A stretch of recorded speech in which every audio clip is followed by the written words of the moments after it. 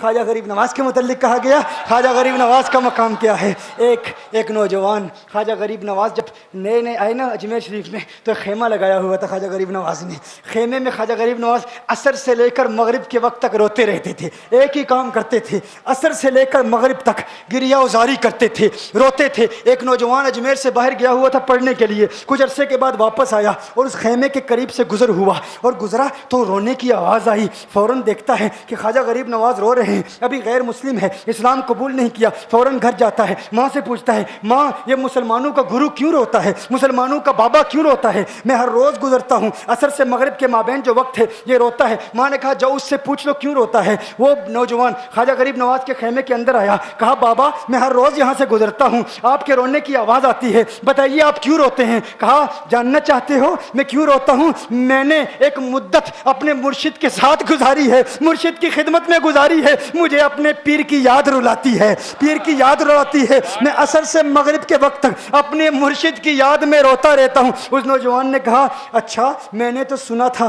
کہ انسان کو جب درد ہوتا ہے, تکلیف ہوتی ہے تو تکلیف انسان کو رلاتی ہے, آپ کو تو محبت ہے, یہ محبت میں بھی انسان کو رونا آتا ہے؟ کہا ہاں ہے نوجوان, انسان محبت میں بھی روتا ہے. کہا تو پھر مجھے بھی رونا ہے, میں بھی رونا چاہتا ہوں, مجھے بھی رونا سکھا دیجئے, مجھے بھی رونا سکھا دیجئے. کہا تو رونا چاہتا ہے؟ رونا چاہتا ہوں. کہا ٹھیک ہے, دو شرطیں ہیں, مسلمان ہو جا اور میرا مرید ہو جا. اس نے کہا میں ماں سے اجازت طلب کروں گا. ماں کے پاس گیا اجازت لینے کے لیے. ماں نے کہا تو ضدی ہے, جب تو ارادہ کر لیتا ہے, جو ارادہ کرتا ہے تو پورا کرتا ہے, جا جو کرنا چاہتا ہے کر لے. خواجہ غریب نواز کے بارگاہ میں حاضر ہوا, عرض کرتا ہے بابا میں پھر مسلمان ہونا چاہتا ہوں, مجھے مرید کر لیجئے. خواجہ غریب نواز نے مرید کر لیا, خواجہ غریب نواز کا مرید ہو گیا. اب خواجہ غریب نواز نے کہا اب وقت سارا میرے ساتھ گزرے گا, ناشتے کے وقت خواجہ غریب نواز کے ساتھ, سحری کے وقت خواجہ غریب نواز کے ساتھ, سحر کے وقت خواجہ غریب نواز کے ساتھ, پورا دن اسے خواجہ غریب نواز کے قرب کی کچھ ایسی عادت ہو گئی, خواجہ غریب نواز کا دیوانہ ہو گیا, ان کا عاشق ہو گیا. کچھ عرصہ گزرا, خواجہ غریب نواز نے فرمایا اب تیرے لیے 3 دن کی چھٹیاں ہیں, 3 دن کے لیے چھٹیاں ہیں, 3 دن کے لیے چلا جا.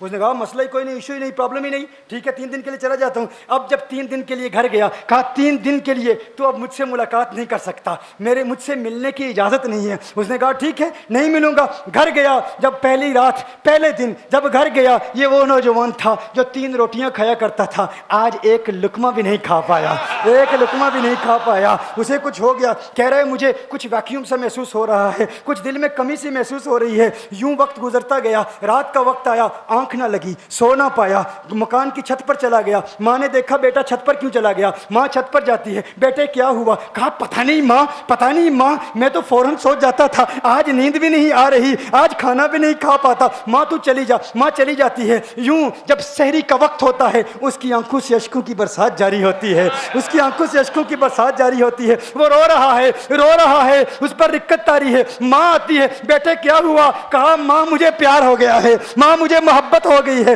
ماں مجھے عشق ہو گیا ہے. جا غریب نواز کے پاس, کہا مجھے بلا لو. اب یہ جدائی برداشت نہیں ہوتی, اب مرشد کی جدائی برداشت نہیں ہوتی. ماں فوراً خواجہ غریب نواز کی بارگاہ میں حاضر ہوتی ہے. کہا میں نہیں جانتی ہے مسلمانوں کے بابا, تو نے میرے بیٹے کو کیا دے دیا, تمہارا تعلق نہیں سمجھ پاتی, تمہارا رشتہ نہیں سمجھ پاتی, لیکن وہ تو رو رہا ہے, کہتا ہے واپس بلا لو. خواجہ غریب نواز نے کہا نہیں ابھی وقت نہیں ہے, میں اپنی زبان میں کہتا ہوں. گویا کہ خواجہ غریب نواز نے کہا ہوگا ابھی تو ابتدائی عشق ہے, روتا ہے کیا, آگے دیکھ ہوتا ہے کیا. تیری تمنا تھی, تیری خواہش تھی کہ محبت میں رونے کی عادت ہو جائے, ابھی تو ابتدا ہے. ماں کو واپس بھیج دیا, کہا واپس چلی جا. اسے کہا ابھی اجازت نہیں ہے. وہ واپس چلی جاتی ہے, بیٹے کو بتاتی ہے کہ ہے میرے بیٹے وہ تو اجازت نہیں دے رہا. کہا ماں سن لے, اب اگر نہ بلایا تو میں مر جاؤں گا, یہ محبت مجھے مار ڈالے گی, یہ محبت مجھے مار ڈالے گی. ماں اگر مجھے زندہ دیکھنا چاہتی ہے تو میرے مرشد کو راضی کر لے, میرے مرشد کو بتا دے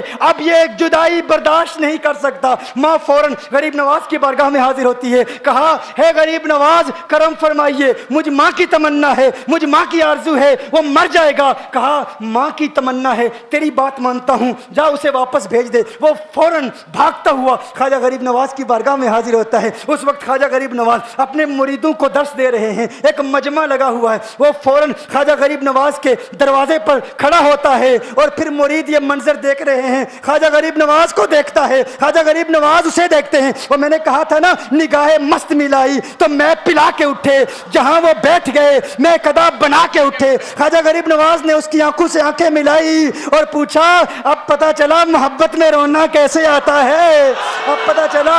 اس نے کہا ہے غریب نواز کرم فرمائیے، فوراً غریب نواز کو پکارتا ہوا غریب نواز کے قدموں میں آ گرا، غریب نواز کے قدموں سے لپٹ گیا، غریب نواز سے کہنے لگا اب مجھے رونے کا مزہ آ گیا ہے، اب مریدین اس منظر کو دیکھ رہے ہیں اور حیران ہو رہے ہیں کہ صرف خواجہ غریب نواز کا وہ مرید ہی نہیں رو رہا، سارے مرید رو رہے ہیں، اس پیار کے رشتے کو دیکھ رہے ہیں۔ اور پھر ایک عجیب و غریب منظر، خواجہ غریب نواز نے کہا آج رات تو نے کھانا کھایا تھا؟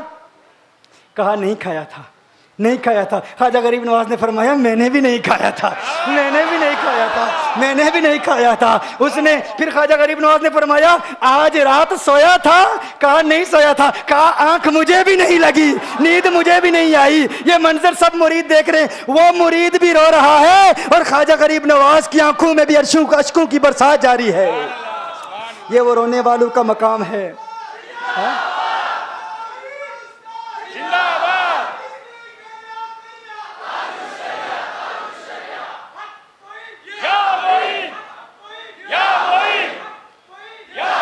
وہ عشق اور محبت کی وہ باتیں، یہ ڈسکشن ہو رہی ہے پیر اور مرید کی، اور پھر یہ آنسو باتیں کر رہے ہیں۔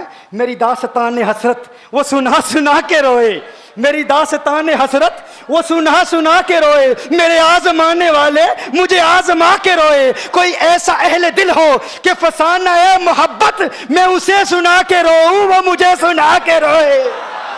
میں اسے یہ رونے اور ہم رونے پہ آ جائیں تو دریا ہی بہا دیں، یہ چشتیوں کا رونا ہے۔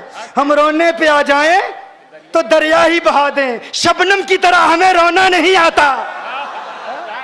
وہ عشق والے پھر راز وفا کو فاش سرے عام کر دیا، راز وفا کو فاش، یہ چشتیوں کی ایک خاص ایک ملنگوں کی کیفیت ہوتی ہے۔